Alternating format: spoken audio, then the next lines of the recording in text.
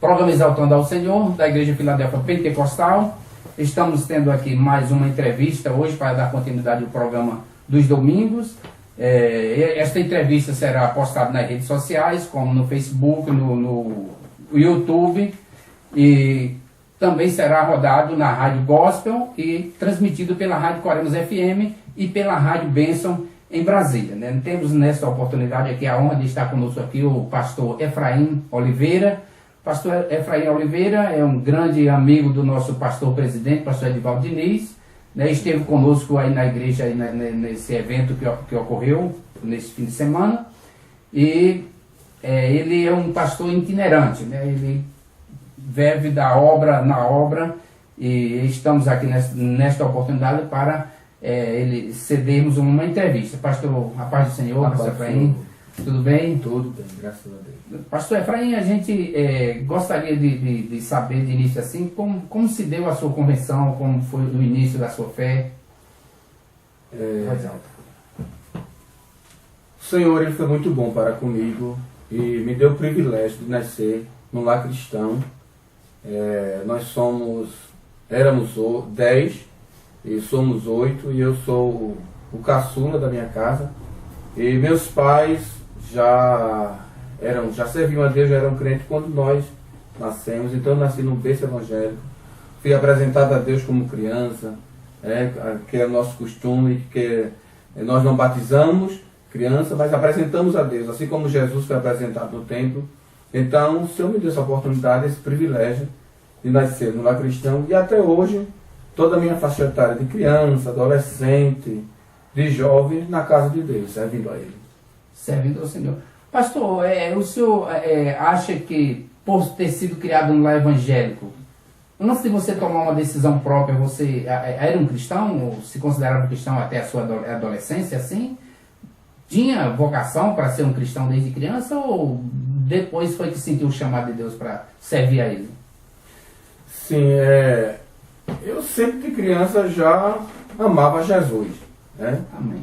E eu me lembro que, eu já contei isso até ontem no culto que nós ministramos, que no meu tempo eu tinha um ciclo de oração das crianças, e que era distante da minha casa, e às vezes minha mãe não deixava eu ir só, tinha minha irmã para me levar, e eu chorava. E a nossa escola dominical, a nossa escola bíblica era no sábado, à noite, e o ciclo de oração à tarde. Então, à noite eu me encontrava com meu amigo, irmão José Maravilha, como é conhecido hoje, que hoje também ele é pastor. E eu conversava com ele e dizia: José, olha pela minha mãe, porque o diabo está usando minha mãe, não quer deixar eu ir para a igreja. Né? Eu não sabia que era o cuidado de mãe, para não deixar um filho, uma criança, ir para o ciclo de oração. Então, assim, o meu prazer sempre foi servir a Deus, desde criança no círculo de oração, vigília, dormindo debaixo do banco. Essa foi os meus passos na casa de Deus, como até hoje sirvo a Ele. Amém, graças a Deus, né? É interessante, né? Porque a maioria, inclusive hoje dentro das igrejas, a gente percebe muitos jovens cristãos que estão ali porque os pais levam para a igreja, né? No seu caso, até havia um pouco de empecilho para que você servisse, se você estava ali, já tem esse chamado desde criança mesmo para servir a Deus, né? Pastor Efraim, o chamado para a obra, isso ocorreu já com certa idade? Houve algo de especial que lhe despertou a trabalhar na obra como pastor? Como se deu esse fator chamado? A história é muito longa, que eu acredito que não dá para relatar, mas, assim, como eu já falei, desde a minha infância e adolescência, nós vemos servindo a Jesus. E nos congressos de missões, quando dizia quem quer ser usado por Deus, quem quer se entregar, nós íamos para frente, né? Recebia a oração, chorava, se entregava ao Senhor. E então, meu pai sempre dirigiu congregação, e ele sempre nos dava oportunidade para cantar. Então, desde os meus 7 anos que eu louvo ao Senhor, né? E agora, assim, para o chamado pastoral, aí Jesus teve que me imprensar. Foi um tratamento muito difícil, assim, meio de resistente da minha parte, porque eu não queria, porque eu amava fazer a obra de Deus do jeito que eu estava fazendo, louvando, dando uma palavra. O Senhor me deu a oportunidade de ir a alguns países, mesmo antes de eu ser consagrado a pastor, Fui a primeira vez na Guiana, passei 3 meses, 4 meses no Suriname, depois 3 meses em Portugal. E assim, eu amava, só que num belo dia, Jesus me colocou num beco sem saída. Posso falar, né? Fica à vontade. Quando eu tinha ido para Portugal e eu fazia uma faculdade aqui, consegui transferir minha faculdade para Portugal e fui estudar lá, estudar e fazer a obra de Deus, né? Quando estava estudando já lá 2 meses, na sala de aula, à noite, estudando, graças a Deus, quando Deus resolve falar comigo dentro da sala de aula, né? E Deus falou algo que só eu sabia, só na minha intimidade com Deus, ele sabia. Ele disse, Efraim, você tinha um desejo de servir o exército brasileiro. E esse era o desejo do meu coração, seguir carreira militar. É tanto que quando eu fui dispensado, os 5 anos de carimbo da reservista foram 5 anos de choro. Toda vez que eu ia lá, para carimbar, que saía, eu chorava. Ninguém sabia, ninguém via, escondido, mas eu chorava, porque era minha vontade seguir carreira militar. Mas Deus disse, eu não permiti você seguir carreira militar. Ele disse, eu cumpri o desejo do seu coração em você servir, porque era um desejo do seu coração. Mas não permiti que você seguisse carreira, porque essa não era a minha vontade. E a outra coisa que Deus disse também naquela sala de aula, foi que ele disse, você tinha um desejo de estudar fora do país. E eu tinha esse desejo, só não tinha condição, porque de família pobre, meu pai é um pedreiro, carteira assinada como agricultor, minha mãe é uma funcionária pública, cozinheira, auxiliar de trabalho, cozinheira de escola pública, e eu não conseguia pagar nem meu curso aqui, em João Pessoa, que tranquei várias vezes por não ter condição de pagar, não tinha como me manter fora do país. E quando eu estou lá dentro, Deus disse, olha aí, Efraim, você tinha um desejo de estudar fora do país, olha onde eu lhe coloquei. E quando eu passei em revista assim, que eu olhei, que vi africano, que vi inglês, que tinha francês estudando na mesma sala, eu me alegrei no Senhor. Porém, a pergunta que Deus me fez foi a pergunta que marcou a minha vida. Ele disse, eu realizei, foi como se eu dissesse, até aqui fui eu realizando o seu desejo, a sua vontade. Para frente da nova jornada. Ele disse, eu realizei o seu desejo, eu realizei o seu sonho. Agora você está disposto a realizar os meus?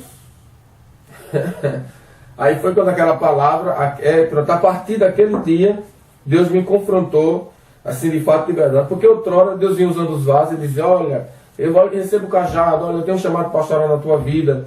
E eu dizia, eu não quero, repreendi os vasos. Eu tinha um amigo, por nome de pastor Charles, que de vez em quando Deus usava ele para mim e dizia, olha Charles, não profetiza essas coisas para mim não, que eu não quero não, nem creio, e eu não quero ser pastor não. Mas naquele dia, naquela noite de quarta-feira, naquela faculdade em Lisboa, Deus me confrontou com essa pergunta, e ele só fez essa pergunta. E eu entendi o que Deus queria comigo. Eu entendi que ele estava pedindo o meu curso naquele lugar e mandando eu retornar para o Brasil. E para não adiantar muito, naquela mesma noite eu voltei para casa, dobrei o joelho antes de dormir e orei a Deus. Eu disse, Deus, se é para mim voltar para o Brasil, feche as portas para mim nesse lugar. Irmão, foi rápido. Eu nunca vi Deus escutar uma oração tão rápida. Isso foi na quarta-feira. Na quinta-feira, quando eu retornei para estudar, o professor disse, olha, infelizmente o curso tal não vai abrir esse ano. Eu já estava estudando há 2 meses. Esse ano, esse curso não vai abrir. Você pode se transferir para psicologia, ciência das religiões, ciências políticas. Você tem o direito agora a esse curso. Então eu entendi que era para mim retornar. E eu retornei e conversando com um amigo sobre o que Deus tinha falado comigo, ele disse assim, por que você não pergunta a Deus para Deus trazer, você não ora a Deus para Deus trazer ao seu coração o que Ele quer que você faça? Aí foi quando eu fui orar a Deus, Senhor, então desce ao teu coração, qual é o teu projeto para a minha vida, qual é o teu plano? E um dia eu me peguei, sentindo, eu não sei se você vai entender isso, um dia eu me peguei sentindo falta de algo que eu nunca fiz. Olha, só crente entender essas coisas. Você sentindo a falta, aquilo que você tinha repugnância, aversão, agora eu estava sentindo falta, sentindo desejo. Não dá para explicar isso.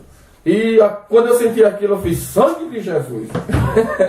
Eu clamei logo sangue. Quando eu clamei o sangue de Jesus, Aí o Espírito Santo bradou dentro do meu coração e disse: você não me pediu para eu trazer o seu coração? Qual era o meu projeto, que é o meu sonho para a sua vida? E eu disse: Jesus, é isto. Então eu entendi. E aí foi que começou. Então Deus foi abrindo as portas. Muita gente não entenderam. Mas como assim? Como foi? Como sucedeu? E Deus fez. E tive a oportunidade de pastorear 1 ano na cidade de Santa Rita, que é a minha cidade. Foi uma experiência muito boa de Deus para a minha vida, de crescimento, de amadurecimento. Mas não atrapalhando a sua conversa, esse chamado para servir a obra de Deus, como você falou aí, que Deus, você não pediu, Deus foi, realizou, ele te chamou. Eu digo, mais para a questão de ministrar nas igrejas, de igreja em igreja, assim, essa questão como... Você já foi até em Moçambique, né? Um trabalho de missão, né? Como, eu digo, isso se deu de que forma? As pessoas viram que você pregava, começaram a chamar para uma igreja, para outra, né? Deus ele é quem abre as portas, né? Deus ele é aquele que nos apresenta. E assim, como eu nasci no lar crente, então a minha vida foi servindo a Deus, dando a oportunidade. E foi abrindo os horizontes, né? Foi aparecendo os convites, venha cantar aqui desde os 12 anos, né? Que cantava eu e esse meu irmão, o meu amigo José, que hoje eu já disse, ele é pastor. Nós fazíamos uma dupla, era 12 anos de idade, nós cantávamos, era a dupla Mirim, José, até rima, né? José e Efraim. E quando começou a cantar, alguém, olha, vem cantar aqui. Nós crescemos, um tomou um rumo, outro tomou outro, mas nós continuamos, um continuou louvando, outro continuou pregando, até que Deus me deu a graça de também ministrar uma palavra, e porque então eu só cantava, e é outra história aí. Ele tinha esse mesmo estilo seu, porque nós presenciamos que você prega, e ao mesmo tempo você canta e tanto encaixa o hino na pregação como a pregação ao hino, né? Você tem esse diferencial dos outros pregadores de púlpito, né? E ele tinha esse dom também, ou só você que teve esse diferencial de cantar e pregar tudo junto? Sim, porque o Senhor me deu o privilégio de eu aprender a tocar o violão, né? Foi um presente da missionária Maria Soares, quando ela, uma missionária muito, assim, muito empenhada na obra de Deus, que era de Santa Rita, e hoje está fora do nosso estado, como também já foi para muitos lugares do Brasil, do mundo. E ela retornando depois de uns 10 anos fora ela tinha um violão velho, um violão bem velho mesmo, mas era dela, do coração, ela me deu. E para mim foi o maior, assim, um dos maiores presentes que eu recebi na minha vida, que vai através, assim, de eu aprender a tocar. E eu aprendi sozinho, peguei uma revista emprestada, passei 1 ano com a revista emprestada, porque eu não tinha condição de comprar uma revista, eu pedi emprestado, e aprendi a fazer a nota, e como eu já cantava, Deus foi me dando a graça, e assim, o desenrolar de Deus, foi tudo Deus. Fluiu naturalmente. Naturalmente. Né? E essa viagem que você fez a Moçambique, foi um convite, foi um chamado, uma revelação de Deus que te levou até lá, foi alguém que convidou? Como se deu essa sua ida até Moçambique? Eu digo que essa viagem à África foi um presente de Deus. Foi o nosso irmão, esqueci o nome dele, deu branco agora. Missionário Everton Rashid, que ele tem essa obra em África, que ele já vai há alguns anos. Ele geralmente ia só com a esposa, mas dessa vez ele resolveu formar uma equipe, né? E ele anunciou quem queria e eu me habilitei a ir. Eu disse, não, eu quero ir, eu vou porque Deus que nos levou, né? Deus que nos levou, que mandou, providenciou tudo. E assim, eu sempre digo que de todos os lugares que eu passei, de todos os lugares, não desmerecendo nenhum país por onde eu passei, mas assim... o continente africano tem uma essência diferente de louvor. Né? Não é nem, eu estou falando da parte espiritual, de louvor, de adoração. Tem uma essência de louvor diferente em que por onde eu passei na Europa não vi, em outros lugares não vi. Eles louvam mais com a alma, você quer dizer mais? Eles louvam com a alma, louvam com tudo, louvam com a alma, louvam com o pé, louvam com a mão, louvam com a cabeça. Eles louvam com tudo que tem. Acho que é por isso que em meio a tanta luta, em meio a tanta desigualdade social que eles passam, assim, o trabalho pesado que muitas vezes durante o dia, Mas assim, eles conseguem louvar a Deus 4 horas de culto. A gente foi o culto de 5 horas, saímos do culto de 3 horas, vamos para outro de 3 horas. E a questão de deslocamento lá, assim, de uma região para outra, de uma cidade para outra, de um povoado para outro, tem transporte fácil? Vocês andarem a um pau de arara, alguma coisa assim diferente para executar essa missão? Como foi minha primeira vez, eu fui ao país de Moçambique, então dos outros lugares da África eu não posso falar. Mas de Moçambique, assim, não é um transporte nosso que nós temos aqui, mas tem transporte. Nós fomos para uma região do Lago Niassa, em que foram 5 horas, 6 horas em cima de um caminhão, sentado mesmo na chapa, né? E só esse caminhão fazia esse trajeto, nem outro carro fazia, só esse caminhão, porque era alto, o abismo do lado. Coisas que aqui aconteceram nos anos 50, hoje lá acontece hoje ainda. Até porque Moçambique, ele é assim, em termos de desenvolvimento, segundo informações passadas, me passaram, ele ia atrasar, assim, em termos de desenvolvimento, com relação, por exemplo, ao nosso país, ele é atrasado um pouco, assim, uns 20 anos ou mais. Do que os outros países, uns 20 anos atrasados. Mas assim, eu fiquei encantado com a vida do moçambicano, com a educação, com o serviço que eles têm. Os jovens que, tudo na faculdade, tem uma moça, né, por nome de Alegria, estudante de psicologia, mas passou ali aqueles 30 dias servindo a gente, limpando a casa, passando o pano, fazendo comida. Alegria, contente. E isso para nós foi... Porque hoje em dia o camarada só faz um curso técnico e já acha que é alguma coisa. E nós vemos aquele jovem, assim, na faculdade, mas servindo, limpando, trabalhando, assim, isso para mim foi assim, eu acho que nós mais aprendemos com eles. Eu primeiro aprendi mais com eles do que eles com você. Foi do que nós fomos levar. Aí o seu tempo lá demorou que tempo? Foram 30 dias. Foram 30 dias de bênção, né? Foi. Um trabalho e bênção ao mesmo tempo, né? Foi muito bom. Teve muita luta também, muita peleja, porque é uma área de muita feitiçaria, né? Onde também o país, na sua maioria, são muçulmanos. Então, inclusive tem uma grande perseguição lá em algumas regiões que, pelo menos eu presenciei pela internet, queimando pessoas com árvore, que pegava as árvores secas, jogava em cima e tocava fogo ali, uma coisa absurda. Glória a Deus, porque Moçambique é um país laico, onde é aberto para qualquer religião, qualquer um pode professar a sua fé. Agora sim, como o muçulmano, eles são em maioria, né? Então eles que, assim, na sua totalidade, então eles, na sua maioria, que são... Desculpa eu interferir, mas o tempo tá acabando. Aí você voltou para o Brasil e aqui... Inclusive, eu conversei com você estava na África, eu pensei que você era um brasileiro que trabalhava na África, né? E quando eu entrei em contato com você, eu apelei para fazermos uma entrevista filmada lá e filmada aqui para fazer um filme, juntar os dois em paralelo e tal, né? De repente, quando eu penso, não, você está na minha igreja. É incrível, né? O mundo é pequeno. O mundo é pequeno ao mesmo tempo, né? Então, mas gostaria de fazer falar algumas palavras aqui, não cortando o seu assunto, porque se o tempo permitisse, a gente virava à noite, pelo que eu vejo, né? Mas, por exemplo, oração, que sentido tem oração na sua vida? Oração, ela é o alicerce, né? Sem oração, nós não fazemos nada. Sem oração, nós não cantamos. Sem oração, nós não pregamos. Sem oração, nós não ensinamos. Porque a oração é a sua intimidade com Deus, né? É o seu momento com Deus. Oração não é só clamar, não é só pedir, não é só me dá. Oração é o seu momento de comunhão, de aproveitar tempo na presença de Deus. Então o ministério sem oração não procede, não prossegue, o ministério sem oração não cresce. O ministério sem oração pode ser muito bonito, mas não tem redes sociais, você acha redes sociais, ela atrapalha a vida do cristão ou ela pode beneficiar no seu ponto de vista? Porque tem pessoas que até proíbe que se lê a Bíblia num celular, num tablet, né?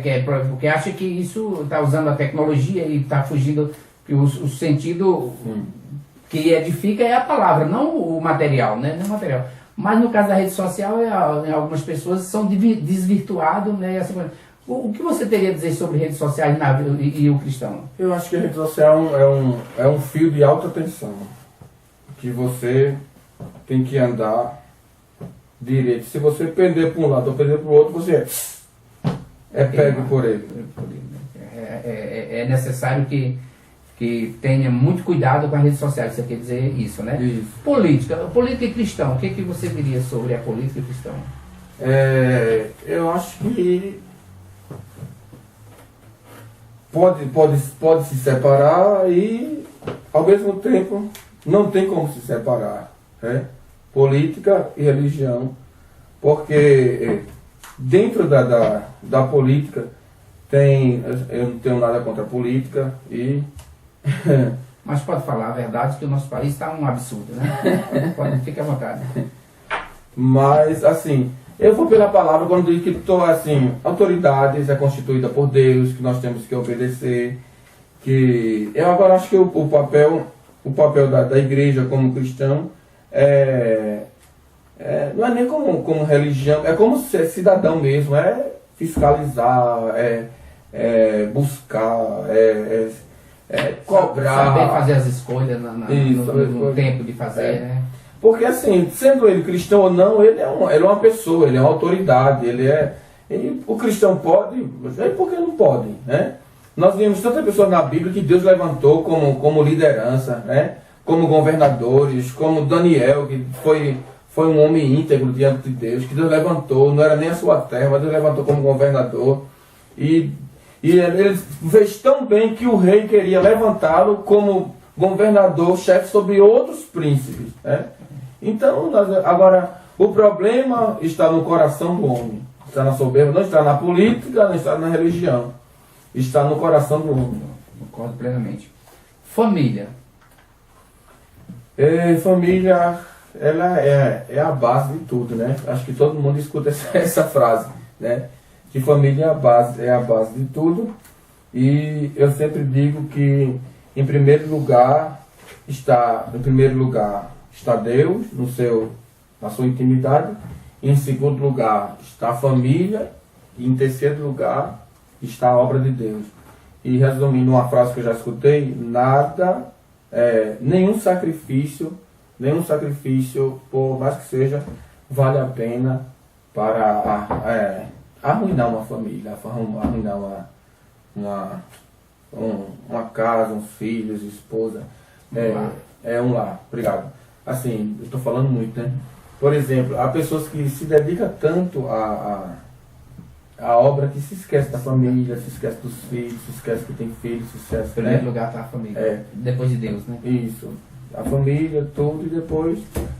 Outra pergunta que eu quero te fazer que talvez não fosse nem necessário, mas diante da crise que a igreja passa hoje, uns cultos de doutrina, culto de ensinamento, escola bíblica dominical, tem sido constantemente, temos apenas 4 minutos, mas eu creio que dá tempo, temos constantemente a falta muito grande de membros na igreja, são poucos os números que participam desses cultos. Culto de domingo, culto de avivamento, culto evangelístico, sempre dá muita gente, mas estudo bíblico para você, o que você diria, qual é a dependência da igreja sobre o estudo bíblico?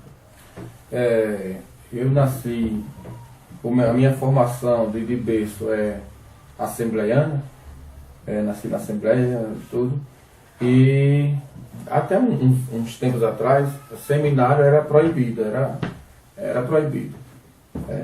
Mas nós tínhamos algo que era fantástico, que era a escola bíblica. Nós não tínhamos seminário, mas tínhamos escola bíblica.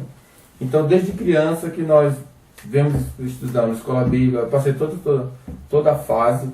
Então, eu acho que sem um ensinamento genuíno, também não há crescimento. Pode até crescer, mas não é um crescimento, é um inchaço, né?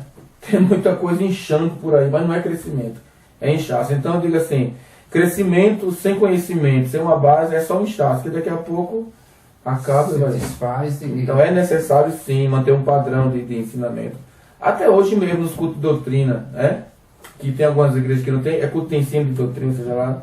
Hoje o pessoal pega seu culto de doutrina para falar de besteira, me perdoe, mas de usos e costumes. Quando o culto de doutrina você ensinar a palavra, salvação, redenção, santificação, oração.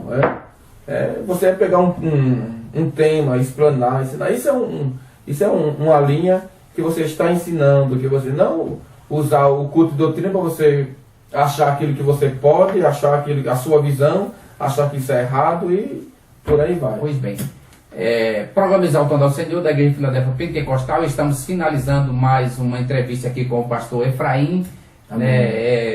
Reside ali em Santa Rita, Santa Rita, ali próximo a João Pessoa, né, e tem cedido essa sua entrevista. Espero que Deus tenha falado contigo através do seu testemunho, das suas colocações aqui, e que você possa despertar não só para servir a Deus, como também para trabalhar na obra desse desempenho, de como ele foi até a África, lugar de uma vida financeira muito precária, né? Mas que tem um povo que mesmo na luta, na prova, eles estão adorando a Deus com alma, corpo, espírito e mente, como disse o próprio Jesus, né? Em espírito e verdade. E outras atividades que ele fez aí, como deixar o seu estudo e tudo mais para servir a Deus, né? Eu gostaria de deixar um espaço para que você fizesse as suas considerações finais. Deixando que quando eu voltei para cá, Deus me deu a oportunidade de eu concluir meu curso. Esse ano que eu passei em frente à igreja foi o ano que Deus me parou para mim terminar meu curso, estudo, terminei, graças a Deus, terminei minha graduação e Deus sabe trabalhar. O que eu digo para você é que o melhor lugar de se estar é na vontade de Deus. Seja no Brasil, seja na Europa, seja na África, seja no sertão, aonde você estiver, se você estiver dentro da vontade de Deus, você vai sofrer, você vai chorar, mas você vai sofrer com graça, você vai sofrer com alegria, pastor, sim, você vai sofrer consciente, sabendo que você está fazendo a coisa certa e que no final você vai ter algo para apresentar diante de Deus. Amém. Pastor Efraim, a paz do Senhor, muito obrigado por ter aceitado o nosso convite. E você compartilha esse vídeo, curta, né? Faça com que esse trabalho seja divulgado, se é que você acha que de fato vale a pena evangelizarmos através de entrevista com testemunhos aqui, depoimento das pessoas que sempre aceitam o nosso convite. Será rodado na Rádio Gospel, na Rádio Coremos FM e na Rádio Bênção em Brasília, como também no YouTube e no Facebook. Que Deus possa te abençoar em nome de Jesus.